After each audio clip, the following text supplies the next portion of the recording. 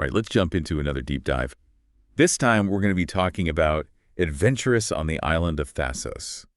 Um, it's Jules Seng's latest book. Oh, And I yeah. think what's so fascinating is it's like her 40th book. It is her 40th book. 40, Yeah. like that's a whole library. A whole library. Full of stories, all about these kids believing in themselves and being kind and helping others and friendship. Mm-hmm. Mm-hmm. And it's interesting because she's been teaching kids for years, and she moved from Germany to the U.S., and now she's living on this Greek island. Right. So you can just kind of see how her own life experiences have influenced this book. Yeah, I can definitely see that. And this one feels like especially so. Especially, yeah. Because of the setting on Thassos and all the Greek mythology. It's true, yeah. So the book starts in this really charming village called Karamoti, Okay. which is on the Aegean Sea. Mm-hmm. And they're these two best friends, Alex and Theo. All right. And they find an old map. Oh, cool. Yeah, it's tucked away in like a dusty book. Oh. And it leads to this secret path on Thassos, which is, Which is where she lives now. Yeah, exactly. So, can you even imagine as like a little kid finding a map? Oh my gosh, yeah. Like that, where would you go? What would you want to find? It's that sense of adventure that Jules Seng just captures so well in all of her books. Definitely, yeah. And in this book, the map actually leads them on this journey where they meet all kinds of fun characters. Like who? Like Panos the satyr. Okay, yeah. He's playing this beautiful flute music. I love that. Nyssa the nymph. Okay. And they all end up in this hidden cave with Chiron the centaur. Now, Chiron is like legendary, right? Yes, he is. He was the teacher of all these heroes like Hercules. Hercules, Achilles, yep. So what does he teach Alex and Theo? Well, Chiron, he really emphasizes wisdom through storytelling. Yep. He doesn't just lecture the boys. He shares these stories of the Greek gods Okay. and talks about their virtues and the lessons that they can learn. So which gods does he talk about? He starts with Zeus, the king of the gods. Okay. You would expect him to focus on Zeus's power, but instead he talks about his compassion. Oh, that's interesting. He tells a story about Zeus taking care of this tiny bird that was injured in a storm. Huh. I wouldn't think of Zeus as being gentle at all. Right, exactly. So is Chiron trying to say that true strength comes from compassion? Yeah, that's an interesting interpretation. Maybe he's challenging that traditional view of what it means to be powerful. I like that. That it's not all about brute force, but maybe empathy and a willingness to help others. Yeah, strength comes in a lot of forms. It really does. What about the other gods? Does Chiron tell stories about them too? Yes, he talks about Athena, the goddess of wisdom, Okay. and her focus is all about learning and knowledge. Okay. Chiron says that knowledge is like a lantern that lights our path, I love that. or seeds that can grow into this beautiful harvest. So there's this theme of learning, Definitely. not just for yourself, but so you can help other people. Right? It's almost like Seng is advocating for education. I think you're right. To make a more harmonious world. Yeah, definitely. And then there's Hermes, the messenger of the gods. Okay. We always think of him as being quick and clever, but Chiron really focuses on Hermes' wit and courage. Okay. And he tells a story about how Hermes had to face a giant. Uh-oh. But instead of using brute force, he outsmarted the giant using riddles. Oh, I love riddles. What was the riddle? He asked the giant, "I do not live, but I can grow. I have no lungs, but I need air. I have no mouth, but water kills me. What am I?" That's a good one. Did the giant get it? Yeah, Hermes gave him a little hint, Okay. and he guessed that it was fire. Oh, fire. Okay. It just shows that even really powerful beings can be outsmarted. Yeah. A clever mind can be more powerful than brute force. It goes back to what Chiron was saying about Zeus. It does. That it's not always about physical strength. Exactly. You can overcome things in different ways. Exactly. So after the riddle, the boys, they leave the cave, and their journey continues. Where do they go? They end up in a beautiful olive grove, and they face this new challenge. Well, what is it this time? And it's not a riddle. Okay. It's not a mythical creature. Okay. They meet a hungry fairy. Oh, a hungry fairy. And it seems like a really simple encounter, but it ends up being a test. A test. What kind of test? A test of their generosity. Ooh, okay. Well, they only have a small piece of pita bread left from their journey, Okay. but they decide to share it with the fairy. Even though they're hungry. even though it means they'll have less for themselves. That's pretty generous of them. I mean, they're really taking Chiron's lessons to heart. They are, and their generosity is rewarded. What happens? The fairy says that sharing, even when you don't have much, is a sign of good character. Okay. So she gives them a magical amulet Oh, wow. that has 2 powers. Okay, it's like a classic fairy tale. It is, yeah. Like they do something kind and then they unlock a whole new world. Right. So what are the 2 powers? First, it lets them understand and talk to animals. Wow. Like, can you imagine being able to talk to a bird or a dolphin? That would be amazing. I know, right? What's the second power? The amulet also lets them breathe underwater. What? So not only can they talk to animals, but now they can explore the ocean. That's so cool. So where do they go next? Well, the fairy gives them a choice. Oh, choice. Yeah, they can follow a path that leads to treasure or a path that leads to knowledge.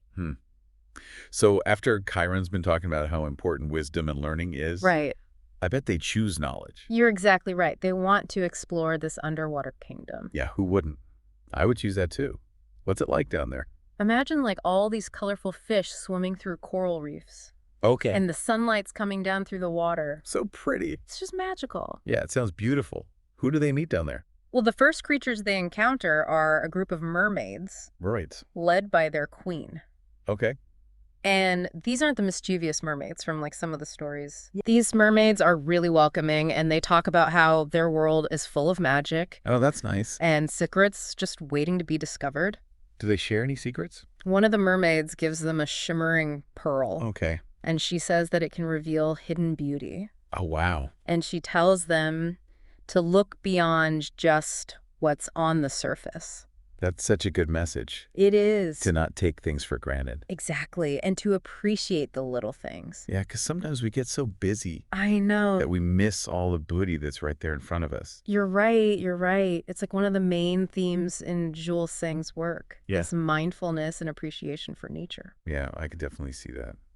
So what happens next? Well, they also meet this really wise old sea turtle. I love sea turtles. What does the turtle say? He talks about how important harmony and balance are, Oh, yeah. especially in the ocean, Okay. and how every creature, no matter how big or small, Yeah. plays a role in making sure that the ecosystem stays healthy. It makes you think about how we're all connected. Yeah, we are. And we have to protect our planet. We do.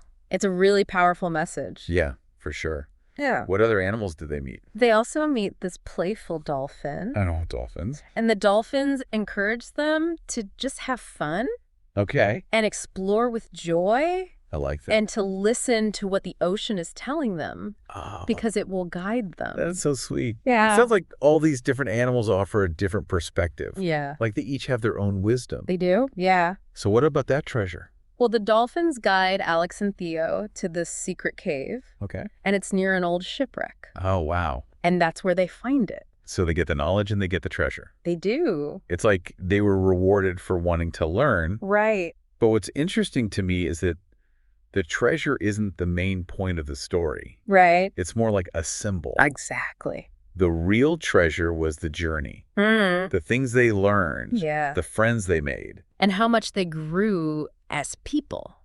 So what happens when they go back home? Do they tell everyone about their adventures? Yeah. Do they like keep it a secret or do they tell everybody? They decide to share everything. Oh, nice. So they get everyone around this big table. There's all this food and laughter and love. And, they tell them about everything that happened. Yeah. But they really emphasize those lessons that they learned. Right from Chiron and the fairy and all the animals. Exactly. Like from the mermaids and the turtle and the dolphin. Yeah. They explain that the real treasure wasn't the gold or the jewels. Yeah. It was learning about kindness and compassion and sharing and unity. It's like they came back as different people, I think they did. Yeah. changed by what they went through. And now they want to share it with everybody. Yeah, and it's really powerful coming from 2 young boys. Yeah. Because they could have just been like, oh, look at all this treasure. Right. But instead they see that there's something more important. Exactly. And I think that's what makes Jules Sang such a good writer. I- She can take these really big ideas Mm-hmm. and put them into a fun adventure story. Right, and it's not preachy at all. Right. It just makes you think. Yeah, it's subtle. Yeah. So as we wrap up our deep dive into Adventurous on the island of Thassos, Mm-hmm. what are some of the things that stand out to you about this book? I think it's just this great mix of adventure and mythology and life lessons. Yeah. It reminds you that learning can be so exciting Yeah. and that wise wisdom can come from anywhere. Right. Even a talking turtle. Exactly. And that the best treasure isn't always something you can hold in your hand. And Jill Sang always reminds her readers to just be curious and believe in themselves and to look at the world with kindness. It's a good message. And we can't forget about friendship. Oh, of course not. That's something that comes up a lot in her books. Definitely. And Alex and Theo, Yeah. their friendship gets even stronger after their adventure. Because they shared those experiences. Yeah. And they helped each other and they learned from each other. Right? It shows how important it is to have good friends. To share those journeys with. Yeah. To learn and support each other. This deep dive has been so great. I agree. We talked about courage and kindness and wisdom and friendship and believing in yourself. And those Greek myths. Yeah. Like, how does she make those old stories so interesting to kids today? I know, it's amazing. This book really is more than just a simple adventure story. Yeah. There's a lot to think about. Definitely. And it just sticks with you. Yeah, it gets your imagination going. For sure. And before we go, I have a question for you and for our listeners. Okay. What kind of treasure would you look for if you went on a magical adventure? Oh, that's a good one. Like if you could go on a journey like Alex and Theo. I think I would want to learn more about myself and where I fit in the world Okay. and how we're all connected. Oh, that's a beautiful answer. Thanks. It really shows that sometimes the most valuable things are inside us and in our relationships with others. So if you're looking for a book that will spark your imagination Yes. and teach you about life Definitely. and take you to this amazing world, then we highly recommend Adventurous on the Island of Thassos. It's so good. And make sure to check out Jill Sang's other books too. Yeah, she's written 40 of them. There's definitely something for everyone. Exactly. So until next time, keep exploring and keep learning and keep believing in the magic inside yourself. That's a great way to end it.